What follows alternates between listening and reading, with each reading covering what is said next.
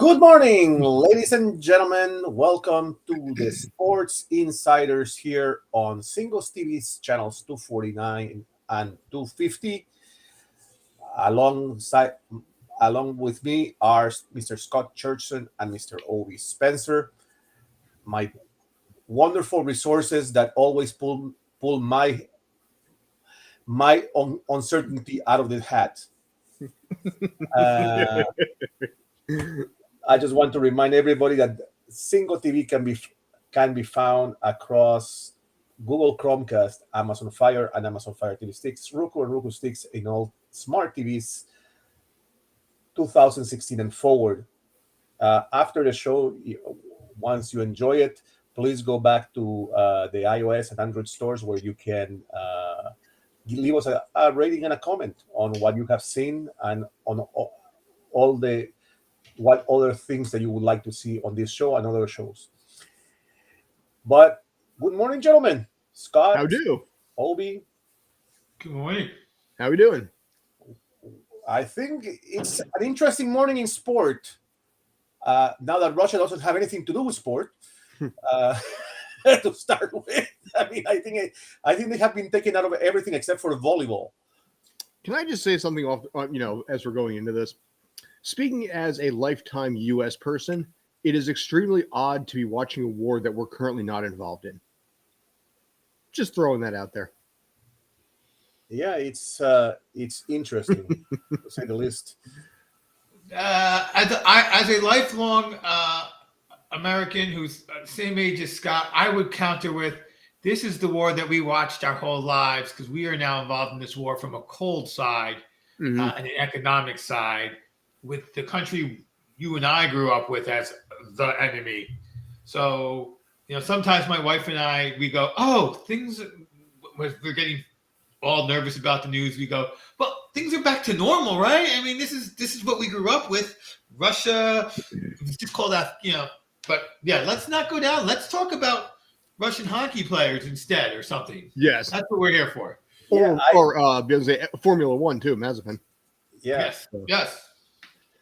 So it's interesting that everything that's happening in that stream. Let's discuss some of the major events that have been pulled out due to this conflict, which is interesting.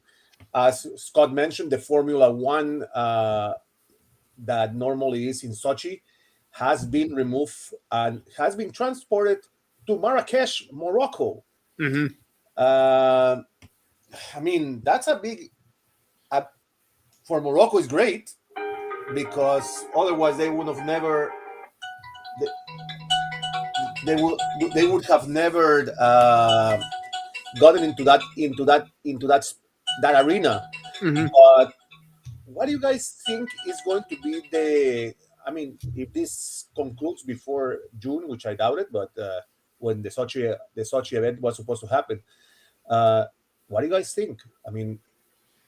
I don't think it's going to. Right. I think it's going to stay. You want to go ahead, please? No, I think that decision is made. I think the decisions that have been made are made. If Russia and Ukraine come to a peace agreement that the entire world wants to say is okay in 30 seconds from now, those things that have been withdrawn have been withdrawn. I just think that's part of what you withdraw it and you don't say, oh, you made peace now, here's it back. I think you go, we'll see about next year with all of these events and all of these athletes. I think the biggest one that got me funny was FIFA responded quickly, and then the IOC said something, and we was like, and I looked at the IOC, you let the Russians play for the last two Olympics, and then you let the Russian girl who tested positive for I'm like, IOC, shut up. I think I tweeted somewhere, FIFA looking more legit than IOC right now. What does that mean? So, but yeah, I don't think anything that changed will unchange until next year. Agreed. The amount of money and pre-planning that's involved, credit to them for being able to move it so quickly and find a venue, but again, hypothetically speaking, say this thing ends tomorrow. and there's peace and unity and everybody's happy and all this kind of stuff. I think best case scenario for Russia when it comes to the F1 and hosting is maybe they can squirrel in an event somewhere later on in a, panacea type scenario where basically everybody's happy. Maybe they can find a spot and drop it in somewhere, possibly. But I think in all, likelihood, the easiest way to handle this is just say there's always next year. Yeah, I mean, but then you have guys like the number one ranked tennis player in the world that supports the government of Russia, and he's still being allowed to play. So where do is tennis, the ATP and the WTP doing something about this? They are the only ones that haven't stepped out of the market. I mean, as far as they're going to do what they feel is right in this case.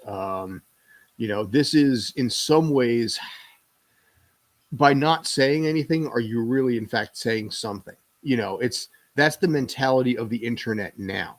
It's not the fact that you haven't gotten around to it. It's the fact that you have to demand an immediate, response of some sort, or basically you're in support. And I mean, with FIFA, they jumped on this quick. So nobody basically that is pissed off with Russia is going to have a problem with them, but with tennis, I don't know. I mean, it's interesting to see the fact that they haven't done anything in this regard. I'm surprised it hasn't gotten a little more flack than it has, though, given the outrage that's actually happened with Russia, which is in some ways ironic because Putin was actually had a plethora of positive, fun, exciting memes 10 years ago. We loved the guy for some reason back in 2012. And now, of course, basically he's like, he's a villain greater than Hitler in the eyes of some people here. But as far as tennis goes, yeah, at some point in the near future, I think they're gonna have to basically have some kind of response and come out in regards to this, and most likely an outrage, or else their profits are going to drop. I think that doing something about Medvedev in a professional sport where it goes from world to country and plays there, an individual athlete in the individual sport who supports the country he's from. I'm sorry. I don't think we attack him. I don't. The internet will anyway. Let the internet attack him. That's fine. But I might feel a way about him or another way about him. But I think that's irrelevant to letting him compete. That is different. He's not competing necessarily under the Russian flag. He's competing as himself in a professional sport, saying, I'm from Russia. He's not on the Russian team. Same if there was a golfer who was a Russian and a great golfer, or if Ovi came out in hockey and said, no, I support my government. I wouldn't ban Ovi. That is different than the team that represents the country in an international event that's represented by countries. So I have no problem with Medvedev. I can even make the argument, had you said, we will not let soccer be played in Russia, and if the Russian team wants to play in Russia and Poland doesn't want to play them, we will respect Poland and not count it as a loss. But this isn't the Olympics, where the Olympics are shut down for a war. This is a different sport.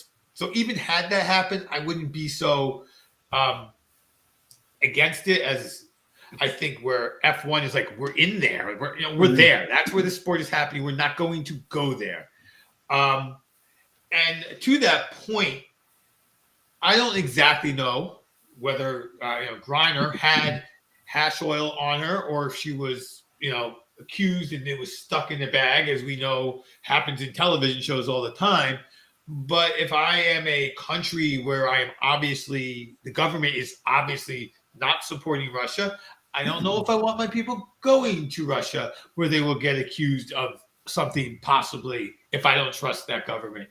So again, that's the whole going there and doing something there versus a team representing there, and then versus an individual who happens to be from there, supports his government, but he's playing tennis all over the world as individual Medvedev, trying to win money for himself. So I don't think, the internet can get as angry as they want at him and the ATP. But, you have a hard time for the ATP saying, no, you've done something wrong. You've done what wrong? So I think he has to be allowed to play at this point. So just to finish this topic off, the probably the biggest news is Mr. Abramovich, who owns the team in Chelsea, Mhm. who has put the team up for sale because the English government has told him that the team can continue to play, but that his personal rewards from the team monetarily are frozen. Hmm. So he has decided to sell the team instead of.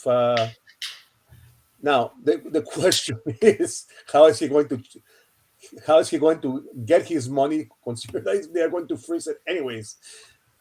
He probably has overseas money. I mean, right now the asking price on this is £4 billion. So I would say he probably has money that's not entirely frozen, that possibly some account somewhere, it can go into.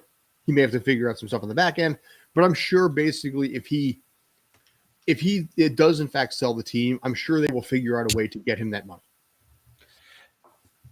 There are escrow accounts.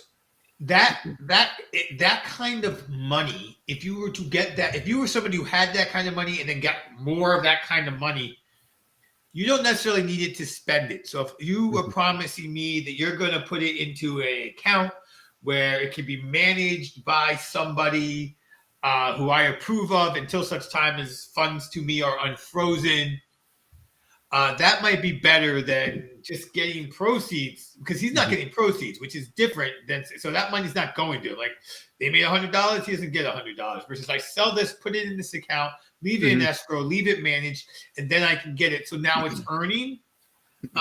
Scott, you and I both have some background in financial sales. To me, that would make sense if I was an uber rich guy. Okay, I'm getting nothing, forget it.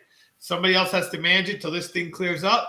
I have enough other money I'm using. Great. Just let me get out of here so I can make some income off of this. Mm-hmm. Well, in this case, the net proceeds are going to a charity that's benefiting Ukraine as well. So he could actually, this is a good PR move in a few different runs here. And he can come out smelling like a rose one way or another. I'm sure he will survive. But yeah, I think in this case, given everything that's going on, it's the right PR move for him. So let's move from the European conflicts to now the conflicts on the football field, because we are in the middle of the combines in the NFL, and they are getting interesting. Yes. The question is, are we going to have players that are not injured by the time that this is finished? Because so far there is 17 or 18 players that have injured themselves during the combine. Yeah. And I get why. I mean, you put yourself full throttle because you're on complete display there. So I get it from that perspective. But yeah, I mean, the question is, why are they getting injured so much right now? Are they is the training regimen different maybe because of what COVID did? Is it something they're just pushing themselves too hard because it is, a statement to your ability and obviously your future? There's a lot of whys here, but maybe COVID had something to do with it, and the fact that the training regimen got completely screwed up for a year. You know what? It's an outlier year. So is it just an outlier? Like, outliers happen. That's what statistics are for. Or is it an outlier year because, like Scott said, is there something with COVID? Is there something, that they weren't able to train the way they were used to?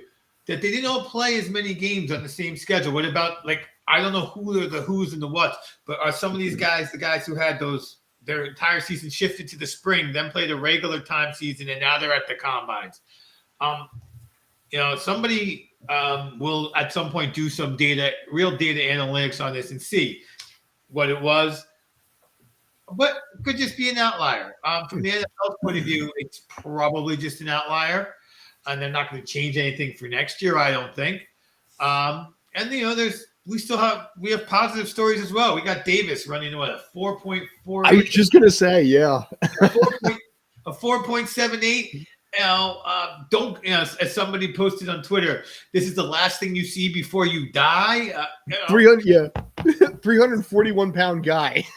runs faster than who can catch Patrick Mahomes from behind is what that means. So I mean, like, this is good stuff.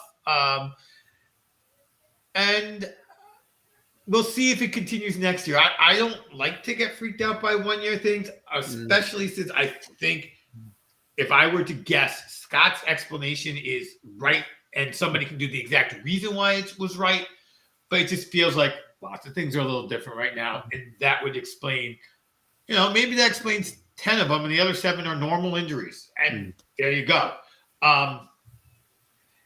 So I think that we'll see the same kind of combine next year.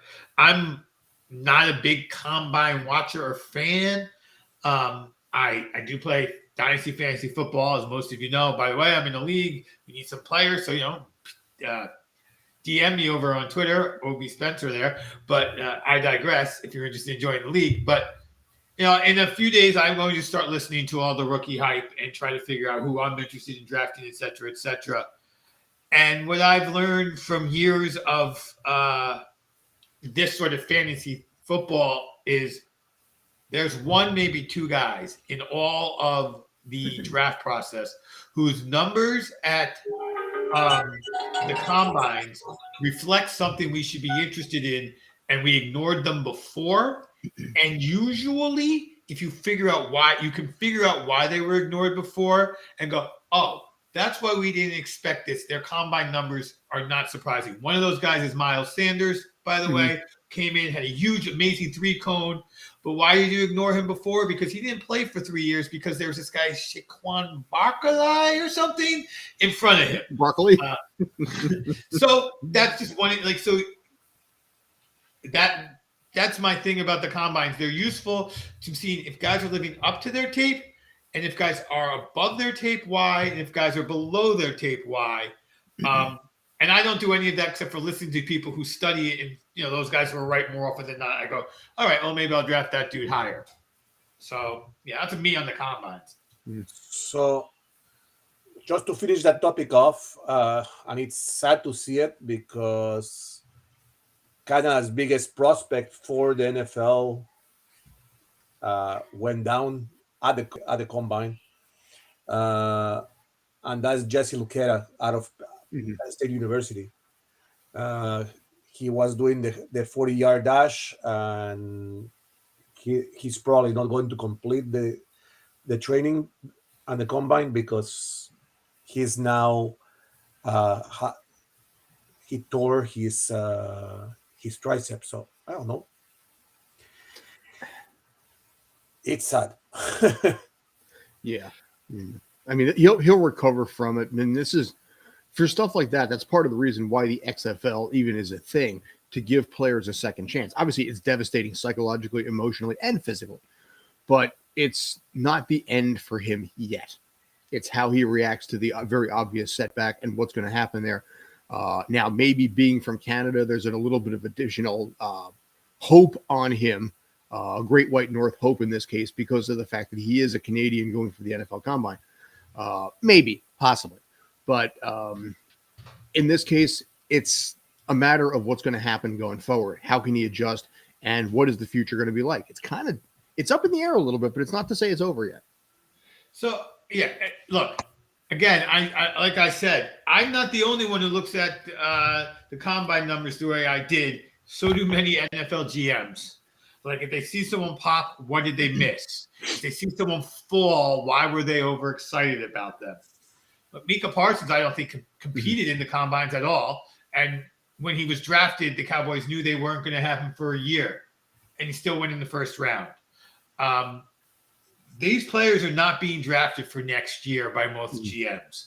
They are being drafted for the next 5 or 6 years. So if you get injured in a way that says you can't play this year, but you were already considered a 4th-round pick, you're probably going to get slotted in at the 4th round. I mean, you're not going to lose or gain that much. So now, and that's a tricep injury. Now, if it's an ACL, which doesn't even matter anymore. Cam Akers may be making even the Achilles tendon. See what he does next year. An injury that doesn't knock you down. So I think that he's okay. Willis McGahee years ago blew out his knee. Wow. Still was a top 10, a first round pick. Who kind of, he was just at that time when the running back's value was beginning to drop, but kind of still lived up to it. So I wouldn't worry too much about your man out of Canada. He's going to go where he was going to go. If he gets a pro day, all the better for him. If he heals up, he'll still get to interview with teams. So I don't worry about it. He's going to go where he was going to go. That's just my opinion. Slipping 10 places, maybe 15, one way or the other. I think in this case, if you're going to go fourth, you'll probably go fourth or fifth. If you're going to go first, then it's a different ballgame. I think it's one of those things, the higher up the expectation was, the bigger the fall is going to be. And if you're going third, fourth, fifth, you'll land somewhere third, fourth, fifth, sixth. We'll throw that into the mix. But yeah, if you were expected to go first round, that's huge fear right there. I mean, look at some of the other guys for other reasons, like Leonard Tunsil. Oh no, they caught him with the weed. He fell all the way back, and then he still got traded for 2 first rounders later. So, good job, Miami. Or this guy Dan Marino, who went at the back of one of the great quarterback classes of all time. Because and the more these things happen, the more GMs do we really want to just? So, I agree with all of that. So, since we are talking NFL, and we know the draft is coming up, CBS always comes up ahead of time with their mock draft. Why don't we look at some of the guys that are there? And the interesting part is, as CBS clearly points it out, is the quarterback game is still the number one in the NFL draft. And there is five quarterbacks that are going to most likely go in the first in the first round. So let's look at the picks that these guys have selected. And so Evan Neal of Alabama is expected to go as the number one draft pick, picked up by the Jags. So what do you guys think of that? The Jags got a lot of work ahead of them right now. I mean, honestly, I don't know. I would focus more on that offensive line heavily right now. If you're a Jag, you got to figure out a way to protect Trevor Lawrence. You got to figure out a way to be able to protect, that offense going forward. I mean, I know there was some talk right there about the possibility, Ikem Ekwonu was the possibility of going first, being an offensive lineman. This would probably be something that will also make Obi happy because, as he said before, linemen don't usually get a lot of love. So if he ends up going first overall in the draft, you know what? Respect to the O-line there. That's where I think the primary, thing has to be. And I think protecting Lawrence right now is the biggest key. Yeah, so I mean, whether it's Evan Neal or the guy who Scott said, whose name I cannot pronounce, they're going to grab an offensive lineman either way. Yeah. I mean, which is wonderful. I think if you're the Giants, because I think the Giants are the team that most benefits if one of these defensive pass rushers come through. I've seen 1 or 2 cases where they say Thibodeau is going to fall down to them. So, I mean, I'm looking at this whole draft is very interdependent because there is no, we're going to grab this quarterback. If these 3 this draft has some quarterbacks going, they're talking about Pittsburgh needing a quarterback because they need a quarterback. I don't think they're going to be honest, based on what I'm hearing and seeing, we always know I'm wrong about quarterbacks, by the way. I don't see a quarterback coming out that is better than the 2 they got, be it Rudolph and or Haskins. So my opinion of this mock draft and every mock draft that I see is quarterbacks always get pushed up, right? They just do. And I know at some point today we're going to get to baseball, but it's kind of like this. In football, if the quarterback is – there seems to be the quarterback's the best guy on the team and the best quarterbacks make the Super Bowl. I'm not sure that's always good. Like, we can't build around Baker Mayfield. Baker Mayfield, when I say quarterback for this conversation, I mean NFL starting quarterback, is an average quarterback. And if you can't win in the NFL with an average quarterback and then build around him with other great pieces, and maybe the NFL has a problem with its system. The flip side is, if you say you need a great quarterback and the NFL builds a system so you need one, then you're guaranteed the best players are in the Super Bowl, and that's something interesting to watch because baseball can't get Mike Trout to even sniff the playoffs. Yeah.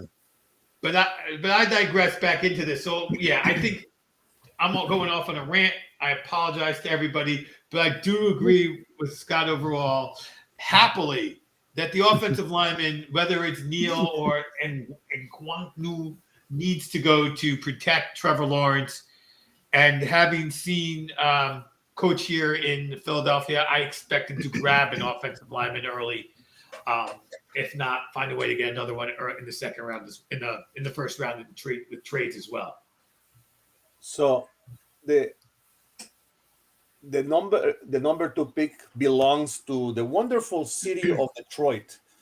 That should have number 1 because hell, they haven't done anything in the last 20 years. I think they should be named number 1 draft in the draft pick for the next 20 years. Yeah, you get a pity pick. Yeah. And what these guys are saying is Aiden Hutchinson, who from the University of Michigan, going to the Lions. I think Hutchinson has bigger value for other teams than Detroit at this point in time. Detroit's got a lot of baggage also. I mean, that's the one thing usually about the early parts of the draft. You know, there's a lot of holes that need to be filled, and frankly, just not enough draft options, with the exception of the Giants in this case, because they were actually smart last year for a change. But I think in this case, Hutchinson, I think, is a good choice.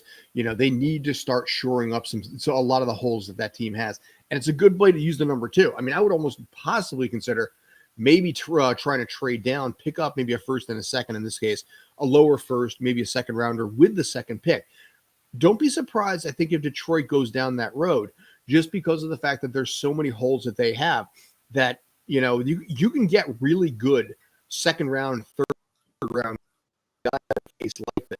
You know, I'm not going to go full out day 2 guy, but, you know, you can get quality second rounders and you can pick in the draft. Don't be surprised if they trade that down for a late first or even a couple of seconds. So this draft is interesting in that Aiden Hutchinson, from everything I read, is as good as any defensive edge rusher that we've had come in years. Like we have seen some great high defensive edge rushers, both the brothers, Chase Young, just to name a few. So he's that good. And in today's NFL, being that good on defense, although Dallas Cowboys went from the worst defense to one of the best by getting Micah Parsons in their edge rushing, that's a lot of value. Back to my comment about quarterbacks, we know that Goff, I guess you got to say, he's an average quarterback. He barely looked it.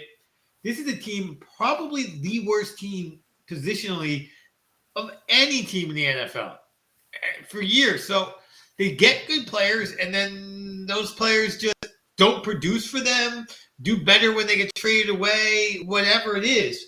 So I'm partly with Scott. Like, is this guy the kind of guy sitting here at number 2 that you can get a draft haul for like he was a quarterback? Because if you can, then you've got to.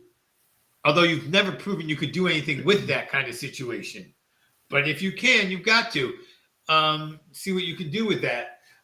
Imagine if you can get, like, I don't know, you can trade this pick to the 49ers for, let's say, Jimmy G, who might or might not be better than Goff, but then you have some competition and a couple of next year's first and a second because the 49ers want that. I don't know what it is.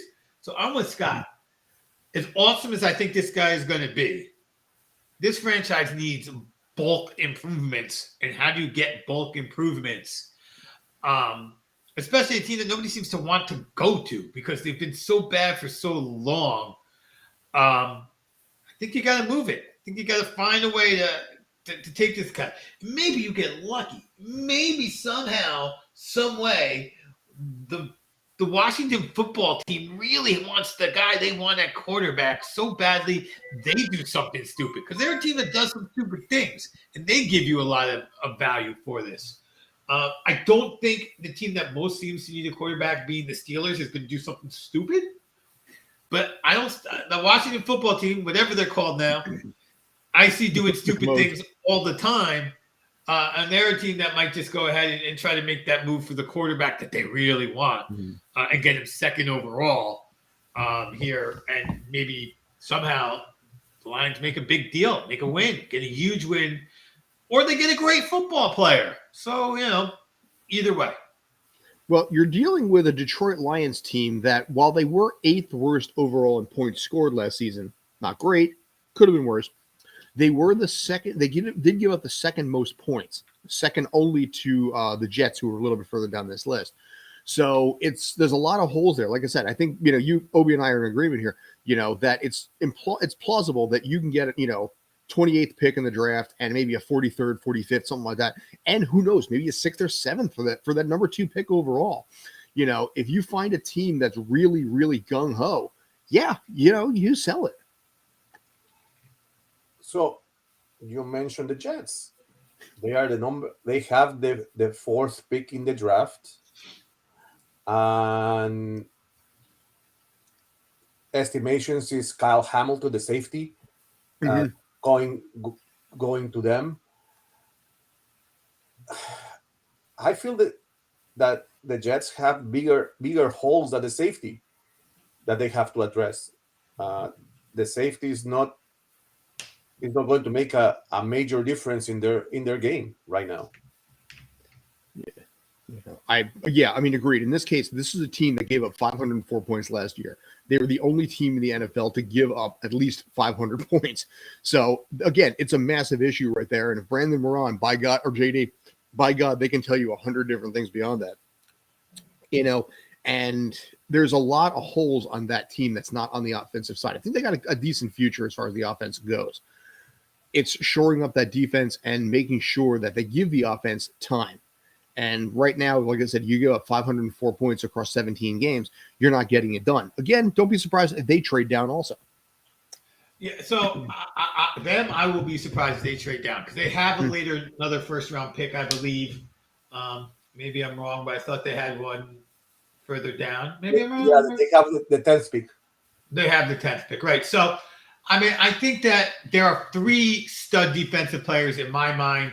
There's Hutchinson. Thibodeau might be better, but seems to have less motivation. Seems to be more content on just his life in general. So maybe he's not going to crush himself in the football field. And then, of course, Kyle Hamilton at safety, who is being touted as like uber special safety. And we have definitely seen teams that just to get an unreal safety can control games. Troy Polamalu is not too far afield from memory. Reed is not so far afield from memory. At these safeties, what they can do, because they can come up and stop the run. A great safety, of course, can play coverage. And then the really special safeties see things that you're not supposed to see. And that's what Polamalu did. Like so many times, Polamalu was out of position, but just able to read something. And Kyle Hamilton's being talked about like that. Like just a guy who's making reads that are he's not just watching the lineman the way he's supposed to and watching the backs, but seeing something else that other people aren't seeing and getting to the place where the ball's going to go. So if he's left, of course the Jets take him. If not, it looks like Thibodeau is going to be left. I'm excited about him because I've seen what he can do. I do know that he's one of those guys, like I said, they say takes plays off. But I feel like the Jets are in one of those positions that like we're not making our pick. We're getting what's left. These are the 3 guys we got 1, 2, and 3 on our board.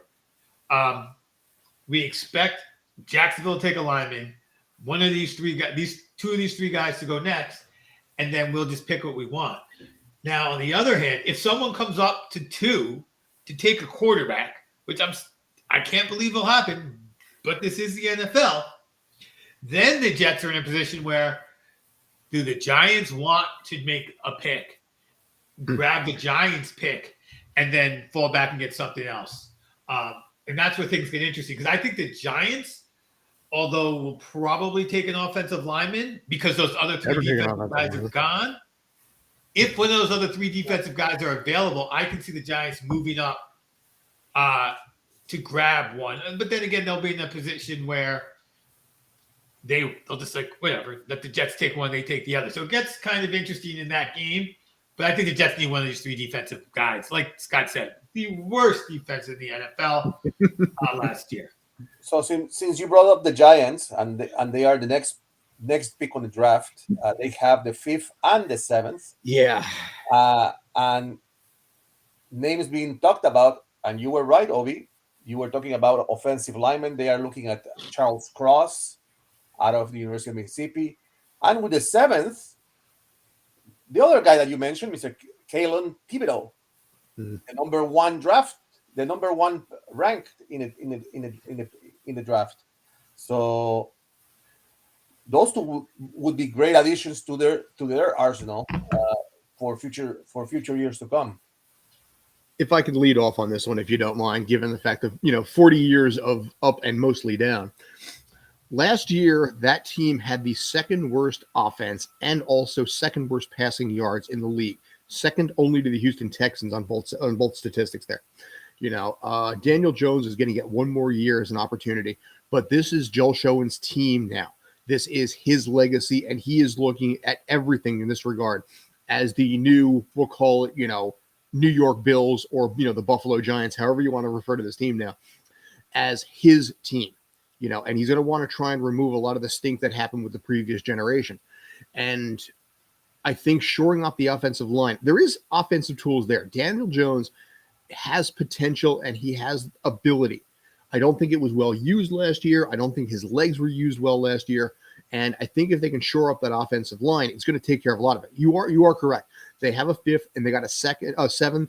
I don't see them trading down in this case. I see them just going full throttle on that O-line, protect Jones, protect Barkley, protect everything there. They're locked into some heavy contracts as far as, the wide receiving core goes, and they're screwed when it comes to the cap right now. This is a garbage year for that team because there is no cap. But you can start building to 2023, 24, and beyond by doing the right thing now, and that starts with 5th and 7th going with the O-line. Awesome. So I apologize. I was going to add here that I think the Giants I agree with Scott. I've read 3 offensive lineman names that are really like top 5 pick caliber. Ikawan, Neal, and Cross. I don't think at sitting at 5, the Giants can pass on one of those 3 guys. If it looks like 2 of them should fall. Again, should fall. Right? I've looked at many mock drafts from many people, and as we started off, Ikawanu and Neal were both guys that people said were going to go 1. So let's not put it past the Lions from taking the other one second if one of them goes first, which I think puts a ton of pressure on the Giants to move up and get whoever the 3rd guy is. Which then, makes great news if you're Houston. Like I said, great news if you're the Jets. But assuming one of those 3 guys fall to the Giants at 5, I think the Giants clearly pull the trigger on one, if not one of them, their 5. What I think is more interesting is if the other one is left at 7.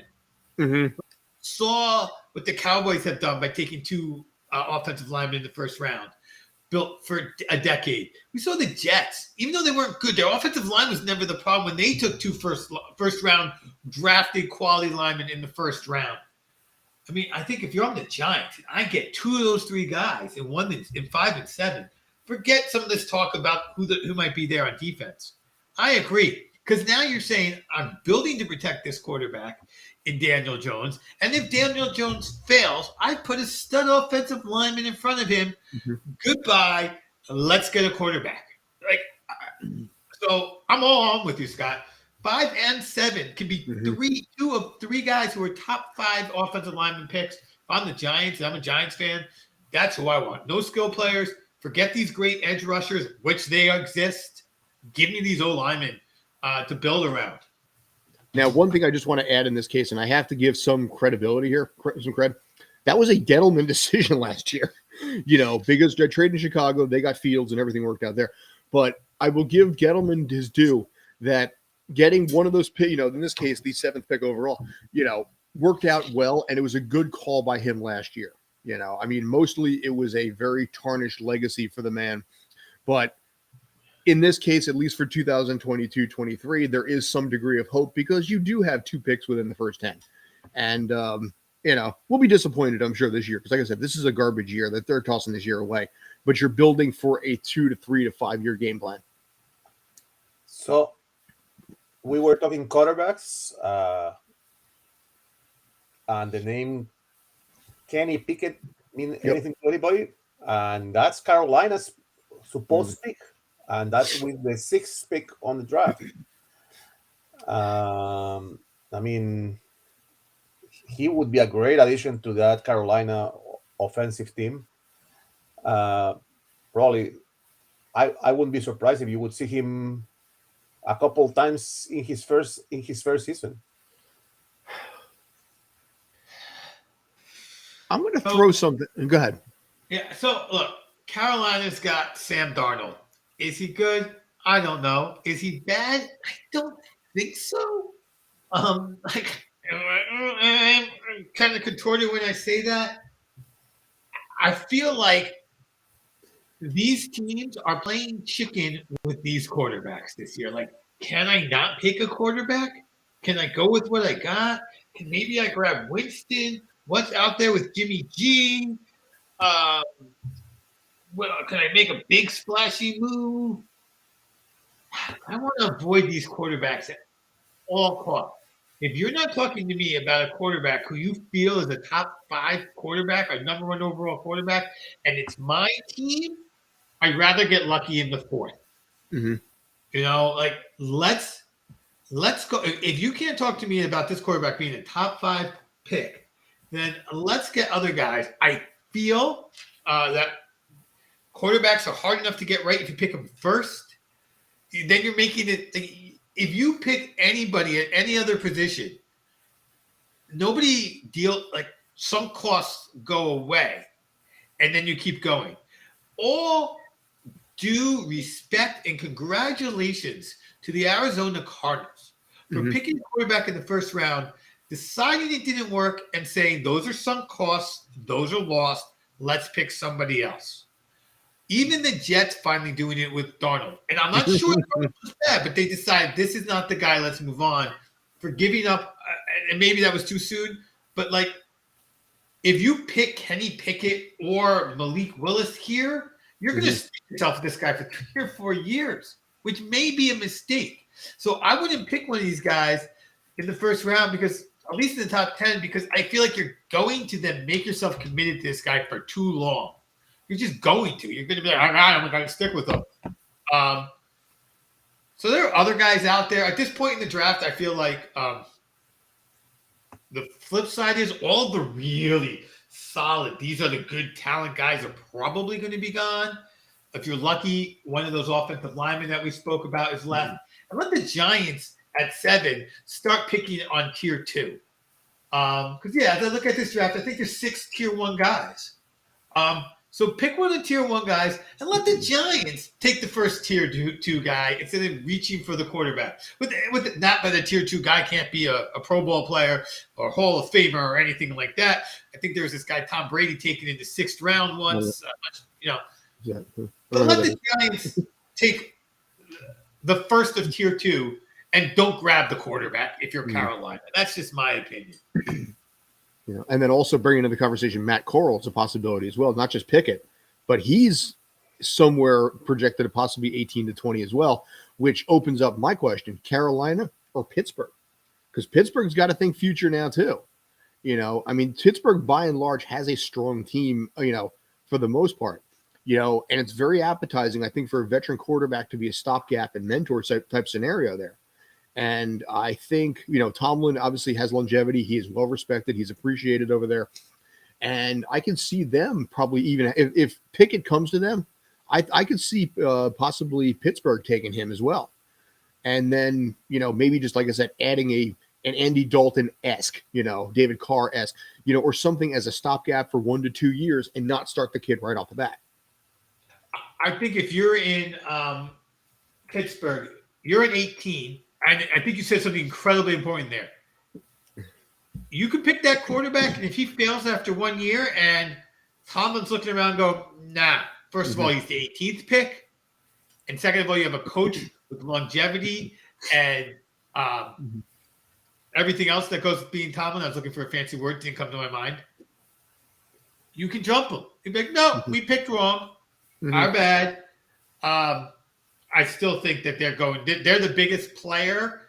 Them and Denver are the biggest players in my mind in the quarterback roulette wheel. Like, they're going to be the ones who are going to probably, again, I don't think people should forget about Jameis Winston. He looked good until he got hurt. Is there enough other offensive can Tomlin work better with a Jimmy G than he was done with? I don't know. I mean, it's same type of offense, a strong running game, powerful defense. What else is out there? But yes, I think if you're Pittsburgh at 18, or I don't know, I don't know when Denver gets to pick. Do they even have a first round draft pick? It doesn't look that way.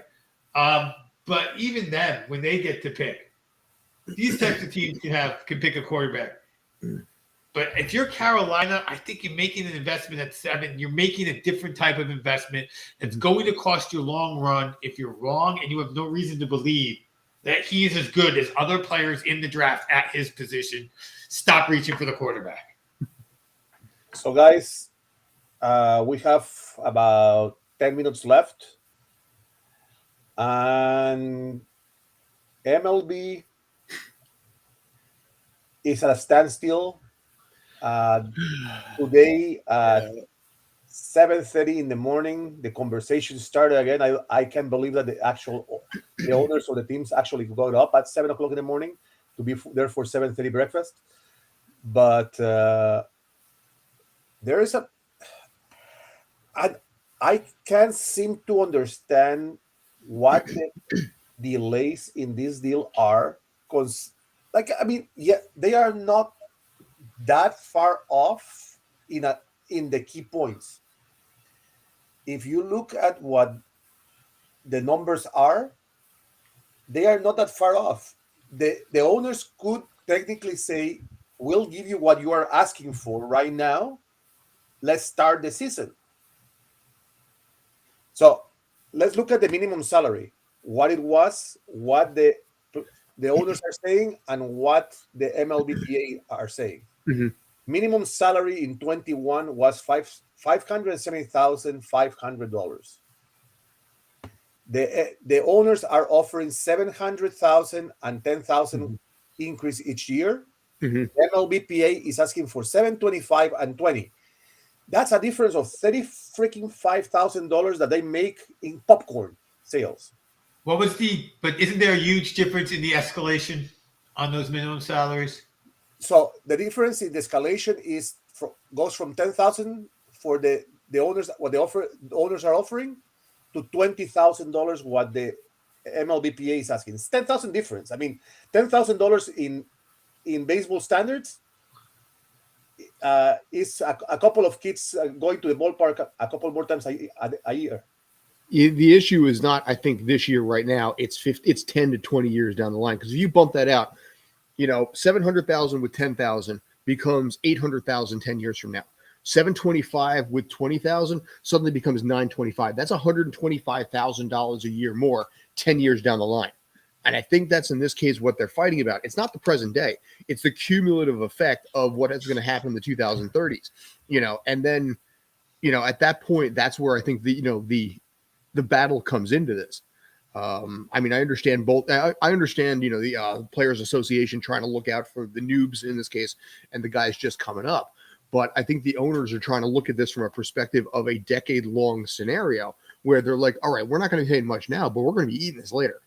Yeah, but Scott, at the end of the day, sorry, Obi, just want to. At the end of the day, the way baseball is going right now and how they are with their attendance records, are we going to have baseball 10, 15 years from now? Technically, yes. Still. Technically, yes. Look,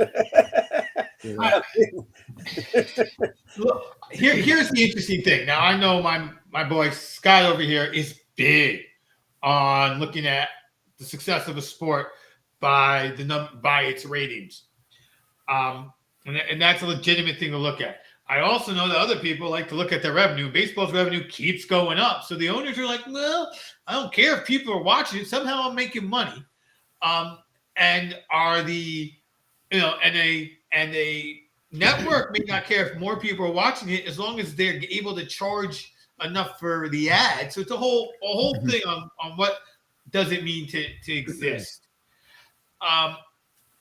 The other thing I'd like to point out is, and this is really important, as of today, March 6th, we have missed 0 Major League Baseball games. So far. 0. So we have said we've canceled. But so what? Like, if I sign a deal tomorrow, I can put in that deal, and we're going to start on time. Yes, we're going to start on time. And so how it will affect people is also diminished.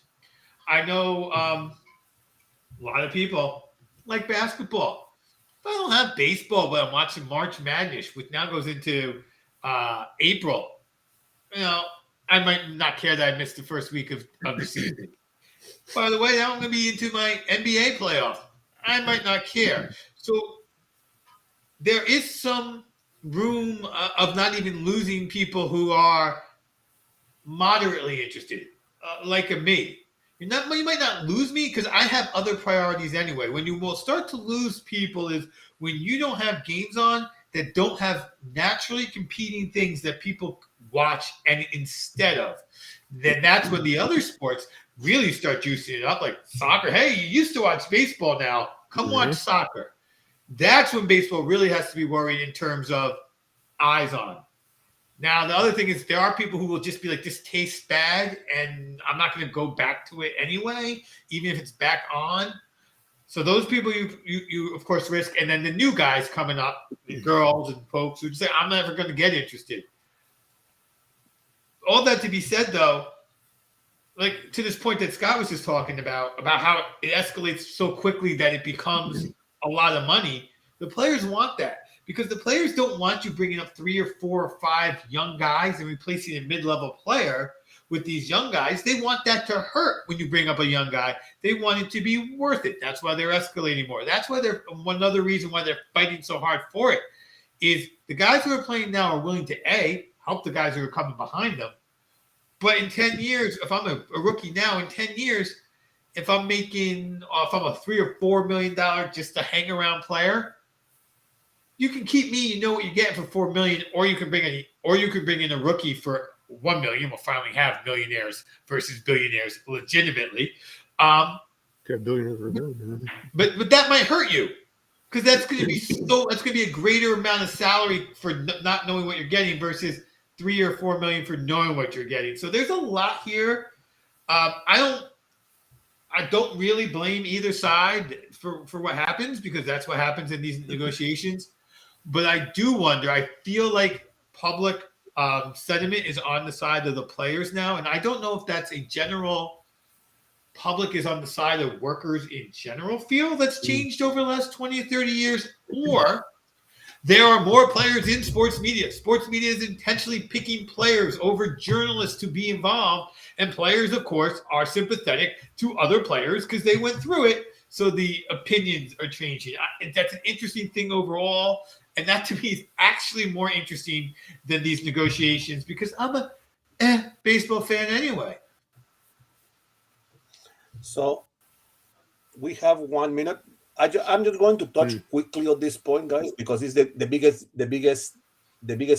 stumbling block in these negotiations, and that is the pre-arbitration bonus pool, which at the current time sits at $15 million. That was the 21 season. The owners have offered $30 million with no increases to the bonus pool. the the MLBPA is asking 85 million with 5 million increases every year. That's the biggest stumbling block. That's huge. And That's a huge one right there. yes, that is the biggest stumbling block because but what the Players Association is talking about is that this is to deal with the drafts and to deal specifically with the international draft. But we don't have time right now to discuss it because we I'd are love at, to, but at the closing bell. So we'll touch on the MLB next week, hopefully, if something hasn't resolved by then, which I doubt. So, in the name of Mr. Scott Churchman, Mr. Obi Spencer, my name is Eduardo Harari. Thank you for watching the Sports Insiders. Just want to remind everybody that this show can be heard across the Spanglish World Radio Network and its affiliate on social media. Remember to go to our website, sportsworld.com, to read all the news by our great writers and hosts of the shows. And remember, the Sports Insiders. Watch it, hear it, download it, read it, but especially live it, because the Sports Insiders is sport, and sport is a Sports Insider. Until next week, thank you very much for watching, and have a great sporting week.